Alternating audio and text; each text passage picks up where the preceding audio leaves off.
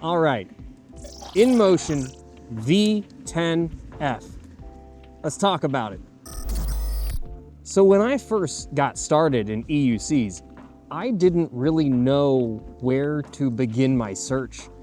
I just saw someone in my town riding an Inmotion V8S, and for reference, he told me he was about 6'2" and 215 pounds, and he was getting around hills pretty easy. And I would say in our area, they're probably about like 30-degree inclines.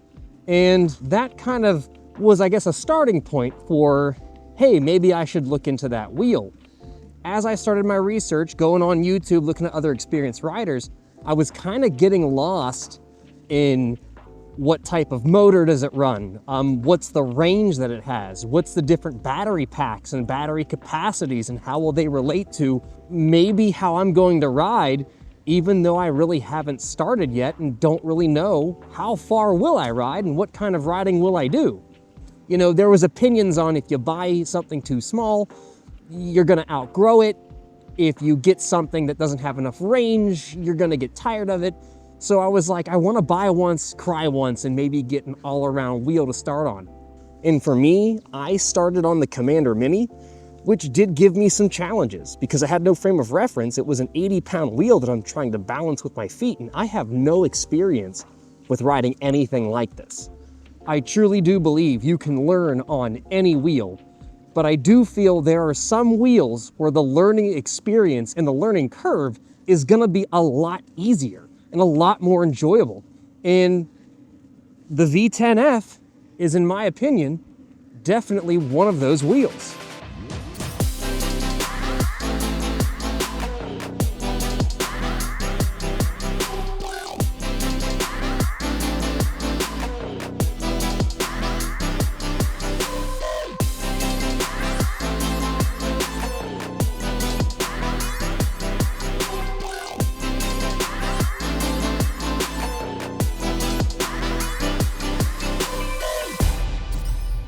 I've had it since December, got it on a holiday sale that Inmotion was running, and at the time, they were advertising this V10F at a price lower than the V8S. So kind of thought, well, you know, I have an addiction at this point. Why not get it and just have it as something you can put behind the seat of your car and take with you casually when you go to town or you just are out and about traveling around. And man, am I glad I did. Having this smaller wheel in my collection has been really enjoyable. And for the first 75 miles that I've had this thing, I gotta say, I'm having a lot of fun learning, in my opinion, skills that I wish I would have learned with a smaller non-suspension wheel. I think some of the things that I missed when I was first learning, just about control and feeling bumps and potholes and not relying on power pads, I feel like now I'm picking all that up because I don't have them to rely on. I also can't get over just how lightweight and nimble this thing is. Moving it is just such a joy. And I'm having a lot of fun just casually taking this thing out without having to, you know, get ramps out to put it in the back of my car. I can just kind of sit here and cruise with it. And it's just been such a great little experience to have, something that's so easy to just kind of manipulate now that I've gotten used to larger wheels.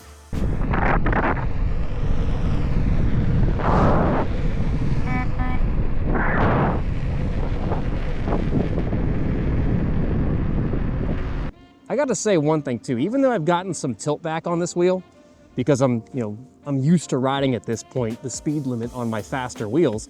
So, you know, pushing something to 25 or 30 miles an hour is just something that I've gotten used to.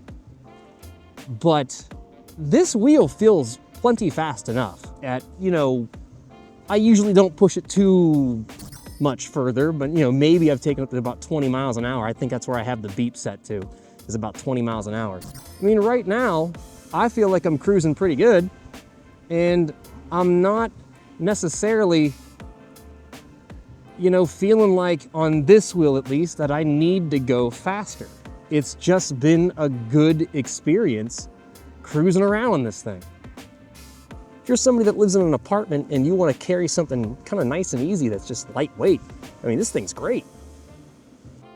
So one thing I'd like to say, when I bought this thing from Inmotion Direct, when it first arrived, there was a little issue, and that is the plastic holder that kind of holds that handle secure when it's down, that was snapped. I didn't want to complain, but I figured, hey, why not tell Inmotion anyway so they're aware of it. They got back to me immediately, asked for photos, and then once I sent that in, they mailed out a replacement part. So I have to say, on the customer service side, Inmotion, that was awesome, and I really appreciate that. So if you're someone who's thinking about, hey, I want to get started, and what wheel should I get? I don't think you need to worry about getting that one wheel that's going to tick every single box out of the gate when you're just trying to learn. I think getting something that's going to make that learning process easier and more comfortable is definitely the way to go. And if I could do it again, I probably would have just bit the bullet, found a sale, and bought something in this class.